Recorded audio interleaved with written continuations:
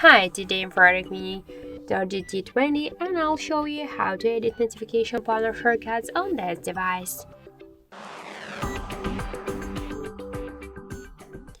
So first open the control panel, and if you want to add here some options or remove some of them or just to change the positions of the icons here on the panel, click here to this edit icon. Scroll down and you'll see here this down section with all of the invisible options. To add them to your panel, you should just hold the icon and just drag it to this up section.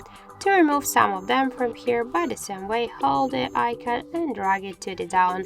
And to change the positions of the icons, we should just hold the icon and drag it by this way. Then just click to go back, and that's it.